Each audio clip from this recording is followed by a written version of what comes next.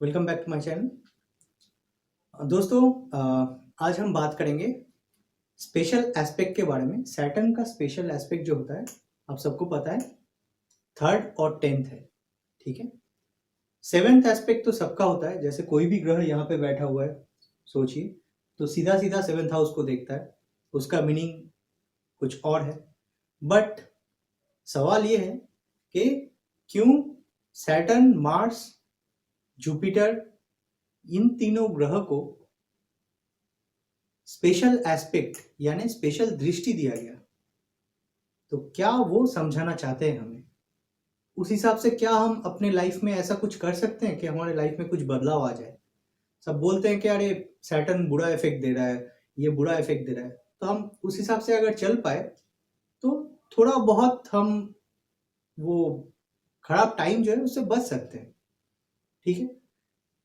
देखिए, तीसरा एस्पेक्ट जो है सैटर्न का, आपको सबको पता है कि 3 और 10 है। 7 के अलावा थर्ड एस्पेक्ट और 10th एस्पेक्ट, यानी 10वें घर को भी देखते हैं जहां पे बैठते हैं वहां से, और तीसरे घर को भी देखते हैं। तो इसलिए ये जो टेक्निक है, ये इसका नाम है सैटर्न से तीसरा घर, यानी या आप पकड़ सकते हो सैटर्न का थर्ड एस्पेक्ट।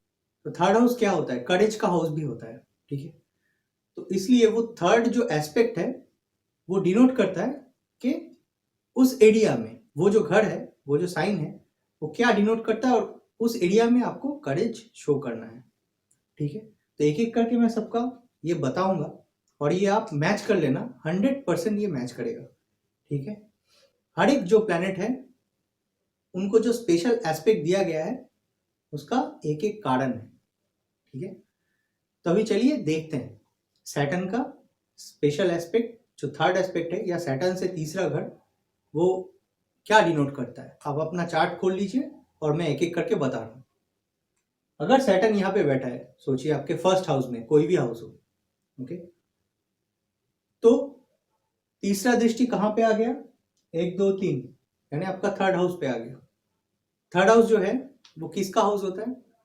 थर्ड हाउस जो है यंगर सिबलिंग्स, यानी छोटे भाई बहन का भी हाउस होता है। ऐसा नहीं है कि मारपीट करने लग जाए, ऐसा नहीं है, बट अपना पर्सनैलिटी वहां पे मेंटेन करके चलना पड़ता है। कभी कभी ये होता है कि बहुत लोग डर जाते हैं, तो तब सैटर्न उस हिसाब से बहुत रिजल्ट खराब देना स्टार्ट करते हैं। ठीक है। और दूसरा चीज ये है, थर्ड हाउस शॉर्ट जर्नीज भी शो करता है, वो मैं ज्यादा नहीं बोलूंगा। और वैसे भी थर्ड हाउस डिजायर को भी शो करता है, कोई भी आपका इच्छा जो है, और करेज को भी शो करता है। तो ये डबल इफेक्ट हो जाएगा। अगर सैटर्न फर्स्ट हाउस में किसी का बैठा है तो उसको करेजियस तो होना ही है। ओके।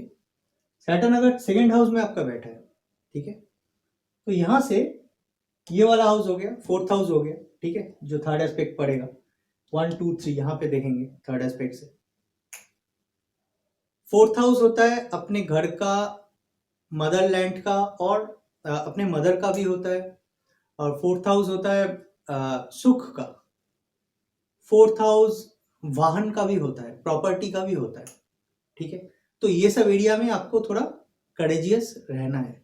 कोई भी मामला आ जाए आपके सामने, थोड़ा करेज मेंटेन करके चलना पड़ेगा। यहाँ पे अगर सैटर्न बैठा है थर्ड हाउस में, तो ये फिफ्थ जो आपका घर है उनको देखेंगे, पंचम भाव को देखेंगे। तो पंचम भाव क्या होता है? विद्या, पूर्व पुण्य, वो यहाँ पे अप्लाई नहीं होगा। लव अफेयर का भी हाउस होता है ये, संतान का भी हाउस होता है, प्रमोशन का भी हाउस होता है। ठीक है। तो ये सब एरिया में आपको करेज दिखाना है, नहीं तो आपको खराब रिजल्ट मिल सकता है।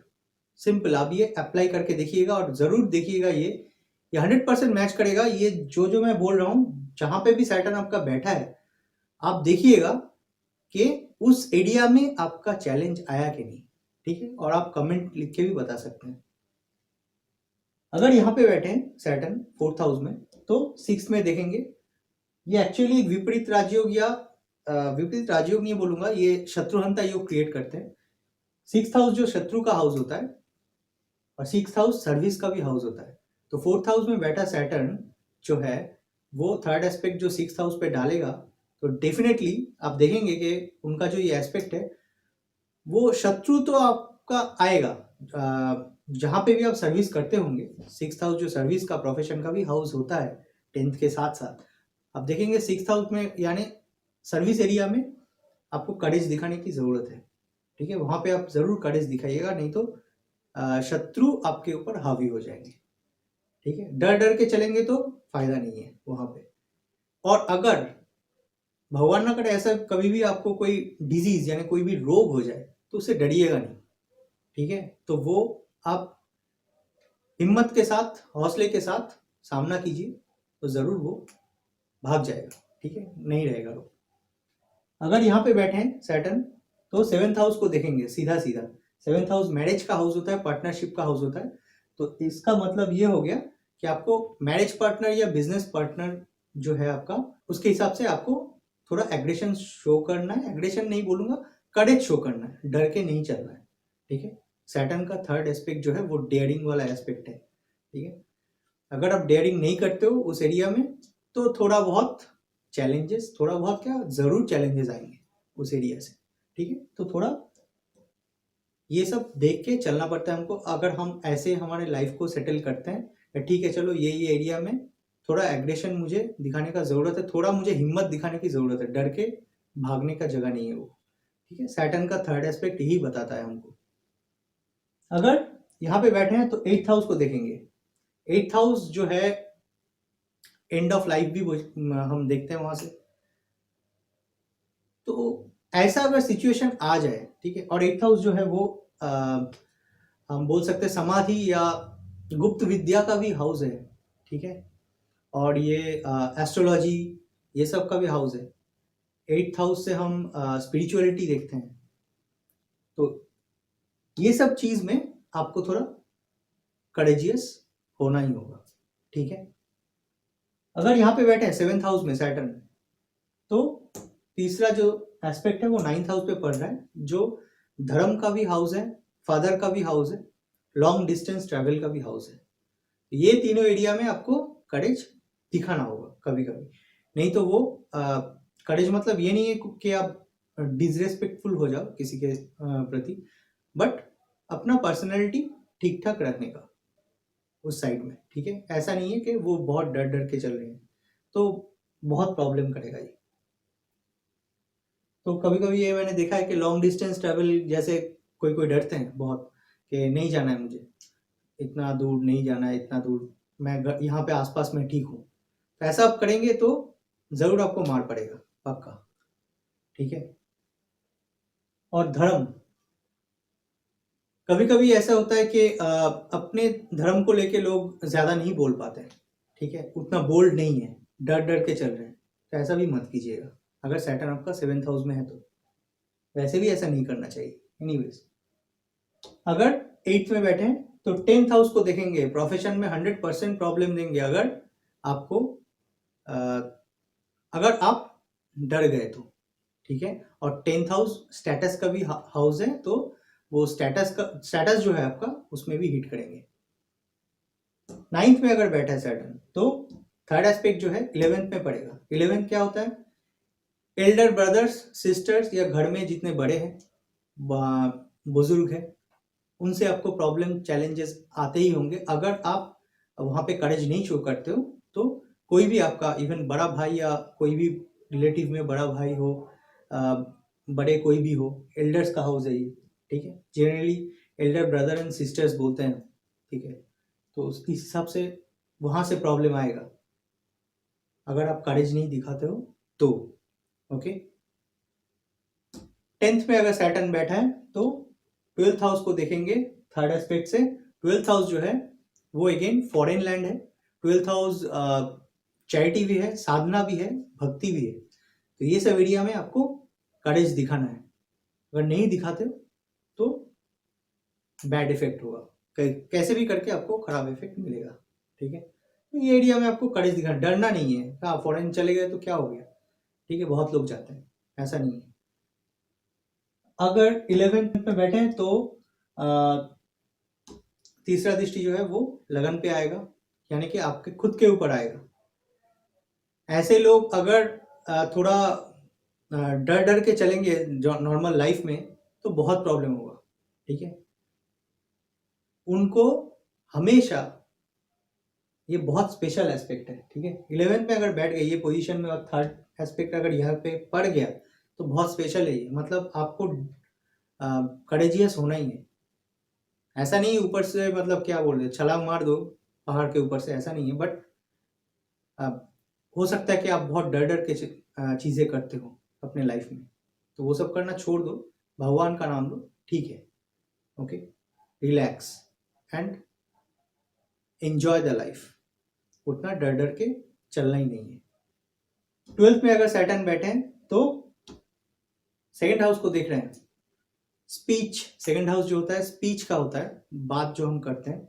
सेकेंड हाउस जो होता है फैमिली का होता है, फैमिली यानी अपने फूफा फूफी ये सब, मतलब फैमिली जो है, ठीक है, अंकल हो गए, आंटी हो गए, ये सब। तो ये जो फैमिली है, फैमिली सर्कल है, वहाँ पे आपको थोड़ा करेज दिखाना होगा, नहीं तो बहुत प्रॉब्लम आएगा वहाँ से। और स्पीच यानी कि यहाँ पे अगर बैठे हैं तो आप अगर बोलने से डरते हो पब्लिकली या कहीं पे भी, तो आपको बोलना चाहिए ज़्यादा, ठीक है। और सेकंड हाउस धन इकट्ठे करने का भी हाउस होता है, इनकम का भी हाउस होता है, ठीक है।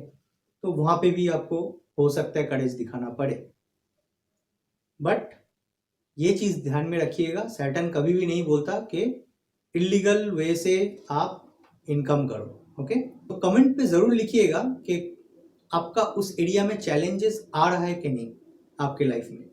अब बहुत सारे बोलते हैं कि मेरा ये मैच नहीं कर रहा है, ऐसा तो नहीं है।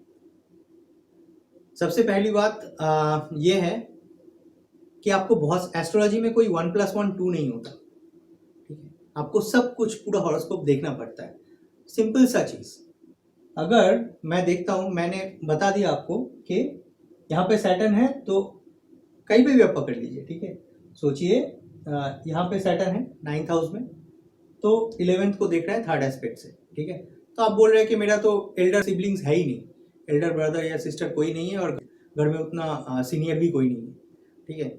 तो फिर मेरा चैलेंजेस क्या, भाग्य में चैलेंज आएगा, क्योंकि ये तो भाग्य का भी हाउस है, 9th भी भाग्य का है, ये एक्चुअली गेन का हाउस होता है, लाभ का हाउस होता है। तो मेरे लाभ में क्या मैं चैलेंज दिखाऊं, ऐसा नहीं है। आपको तब देखना पड़ेगा कि यहाँ पे कौन बैठे हैं, ये घर खाली है या कोई बैठे हैं। अगर आप देख रहे हो यहाँ पे सेकंड हाउस लॉर्ड आया हुआ है और सैटर्न यहाँ से देख रहे हैं, तो उसका मतलब वो उस एरिया में आपको करेजियस होने की बात कर रहे हैं वो, ठीक है। तो दोनों को कभी कभी मिक्स भी करना पड़ता है। और बहुत इंपॉर्टेंट चीज़ ये है, हम भूल जाते हैं नेचुरल जोडियाक को, नेचुरल जो सिग्निफिकेटर्स है उनको भूल जाते हैं, नेचुरल साइंस को भी भूल जाते हैं, ठीक है। ये सही नहीं है, एस्ट्रोलॉजी में हमेशा नेचुरल साइंस को पकड़ के चलने का। अभी देखिए, अगर आपका सोचिए कोई भी लग्न है, ठीक है, यहाँ पे आप सोचिए आपका मिथुन है, यहाँ पे थर्ड है जेमिनी, ओके, नंबर 3, और यहाँ पे सैटर्न है, तो मतलब यहाँ पे 11, मतलब नंबर 11 आ गया, 9th हाउस हो गया, जिसका भी मिथुन है, इनका 9th हाउस नंबर 11 यानी एक्वेरियस हो गया, कुंभ हो गया, ठीक है। कुंभ में सोचिए सैटर्न बैठे हैं, तो इस हिसाब से 11 12 1, ये 1 है ना, तो नेचुरल जोडियाक में ये 1 हो गया। सपोज ये थर्ड है, ये 11th है, यहाँ पे सैटर्न बैठा है, तो थर्ड एस्पेक्ट यहाँ पे आ गया। ये आपका 11th हाउस है क्योंकि आप मिथुन लग्न है, ठीक है। तो ये आपका 11th हाउस है, बट नेचुरल जोडियाक यानी नेचुरल सिग्निफिकेटर के हिसाब से, नेचुरल साइंस के हिसाब से ये नंबर 1 यानी आप खुद हो, ठीक है। ये दोनों को आपको मैच करना पड़ेगा कभी कभी। और अगर यहाँ पे सोचिए ये 4 हो गया, तो इनका मालिक है चंद्रमा, यहाँ पे चंद्र भी बैठ गए, तो उस हिसाब से ये आपके सेकंड हाउस को भी डिनोट करेगा, मतलब सैटर्न का एस्पेक्ट डिनोट करेगा कि सेकंड हाउस के ऊपर भी ये इफेक्ट है।